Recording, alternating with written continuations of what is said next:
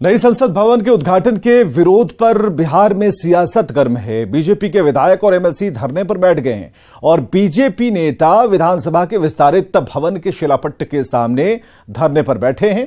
विधानसभा के विस्तारित भवन का सीएम नीतीश ने उद्घाटन किया था। 19 नवंबर की तारीख थी जब सीएम नीतीश ने इसका उद्घाटन किया था और बीजेपी ने महागठबंधन से सवाल पूछा है कि राज्यपाल ने विस्तारित राष्ट्रपति बने। अब बतावे मुख्यमंत्री जी कि आप राष्ट्रपति जी को जहां सम्मान देना है वहां भाजपा देती है, लेकिन आप देखिए नीतीश कुमार जी ने उद्घाटन किया। बीजेपी विधायकों और विधान पार्षदों के धरने का जायजा लिया है हमारे सहयोगी शैलेंद्र कुमार ने। बिहार विधानसभा के विस्तारित भवन में लगे शिलापट्ट के पास बीजेपी के विधायकों ने पहले विरोध प्रदर्शन किया और उसके बाद अब बिहार विधान परिसर में ये लोग मार्च कर रहे हैं। सम्राट जी क्या कहेंगे? देखिए, अत्यंत ही दुर्भाग्यपूर्ण है, नीतीश कुमार जी लगातार इस देश को गलत रास्ते पे ले जाने का प्रयास कर रहे हैं। यहाँ पर उन्होंने महामहिम राज्यपाल महोदय को नहीं बुलाया, यहाँ विधानसभा के विस्तारित भवन का उद्घाटन स्वयं किया, तब तो अच्छा था। आज वो नई कहानी सुना रहे हैं। ये दोहरी नीति नीतीश कुमार की नहीं चलेगी। लेकिन सम्राट जी वहाँ पर क्या आप लोगों ने धरना दिया, किसी को जाने दिया? एकदम वहाँ पर एकदम एक तरह से इमरजेंसी लगा दिया गया, पूरा फोर्स लगाया गया जैसे कि कोई गुंडे लोग बिहार में आए। कस्टोडियन अध्यक्ष होता है और अध्यक्ष जिनको इनवाइट किए, हम ही तो यहाँ पर महामहिम राष्ट्रपति महोदय को बुला के शिलान्यास किए, प्रधानमंत्री से उद्घाटन कराए।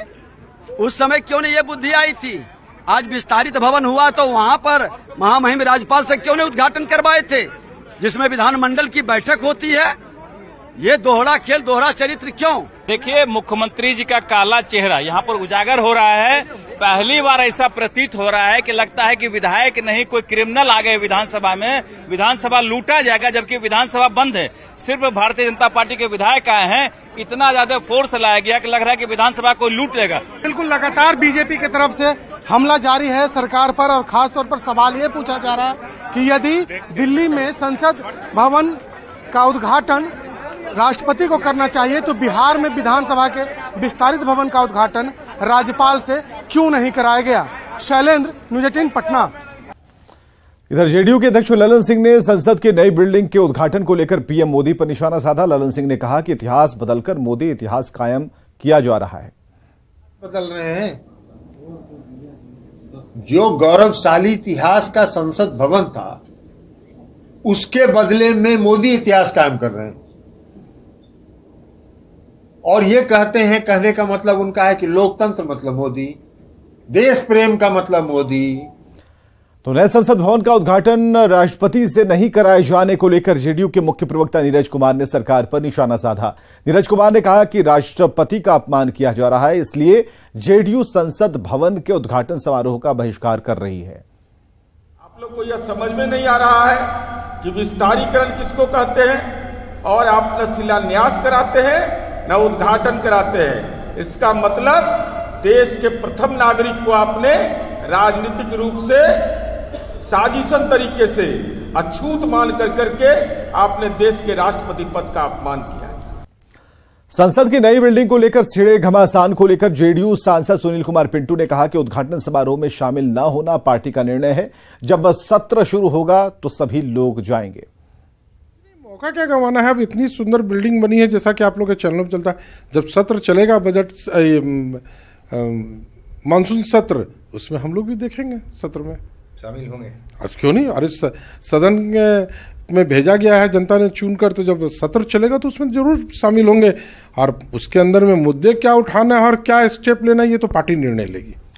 नए संसद भवन का उद्घाटन राष्ट्रपति से करवाने की अपील वाली याचिका को सुप्रीम कोर्ट ने खारिज कर दिया। सुप्रीम कोर्ट में जस्टिस जे.के. माहेश्वरी और जस्टिस पी.एस. नरसिम्हा ने इस मामले की सुनवाई की। सुप्रीम कोर्ट ने कहा कि यह कोर्ट का विषय नहीं है। संवाददाता सुशील पांडे की इस रिपोर्ट को देखिए। नए संसद भवन का उद्घाटन प्रधानमंत्री के बजाय राष्ट्रपति से करवाने को लेकर दाखिल याचिका को फिलहाल सुप्रीम कोर्ट ने सिरे से खारिज कर दिया। सुप्रीम कोर्ट में एक याचिका दाखिल करके यह कहा गया था कि राष्ट्रपति को फिलहाल नए संसद भवन के उद्घाटन के लिए निमंत्रण भेजना चाहिए, लेकिन प्रधानमंत्री को निमंत्रण भेजकर संविधान के मूल अधिकारों का उल्लंघन किया गया है। लेकिन सुप्रीम कोर्ट ने इस पूरे मामले में सुनवाई के दौरान याचिकाकर्ता के वकील से साफ तौर से यह कहा कि आपकी याचिका फिलहाल सुनवाई योग्य नहीं है और ऐसे में क्यों ना आपके ऊपर जुर्माना लगा दिया जाए। हालांकि सुप्रीम कोर्ट फिलहाल याचिकाकर्ता की दलीलों से संतुष्ट नहीं हुआ। सुप्रीम कोर्ट ने याचिका को न केवल सिरे से खारिज किया बल्कि याचिकाकर्ता से यह भी पूछा कि क्या आप इस पूरे मामले को लेकर हाईकोर्ट में अर्जी दाखिल करेंगे। इस पर याचिकाकर्ता वकील ने कहा कि वो अब कहीं भी याचिका दाखिल नहीं करेगा, चूंकि केंद्र सरकार की तरफ से तुषार मेहता की तरफ से एक ऑब्जेक्शन किया गया था और यह कहा गया था कि इस पूरे मामले को लेकर अगर सुप्रीम कोर्ट कोई आदेश जारी नहीं करता है तो हो सकता है कि भविष्य में याचिकाकर्ता हाईकोर्ट में अपील करे। लेकिन सुप्रीम कोर्ट ने याचिकाकर्ता के वकील के स्टेटमेंट को रिकॉर्ड पर लेते हुए इस याचिका को खारिज कर दिया, क्योंकि लगातार प्रधानमंत्री के इन्विटेशन को लेकर लगातार विपक्ष एक बड़ा सवाल खड़ा कर रहा था। लेकिन आज सुप्रीम कोर्ट ने याचिका को खारिज करते हुए उन तमाम सवालों पर एक बड़ा लगाम लगा दिया। सुप्रीम कोर्ट ने कहा कि ऐसी याचिका सुनवाई योग्य नहीं है और इस याचिका की कोई भी न्यायिक समीक्षा नहीं की जा सकती है। बहरहाल सुप्रीम कोर्ट के इस आदेश के बाद कहीं ना कहीं एक बड़ा मैसेज जरूर गया है कि इस पूरे प्रकरण में जो फैसला लिया गया है वो फैसला सही है और सुप्रीम कोर्ट ने फिलहाल इस पूरे मामले पर किसी भी प्रकार से कोई आदेश जारी करने से मना कर दिया है। कैमरामैन मुनमुन के साथ सुशील पांडे, न्यूज़ 18।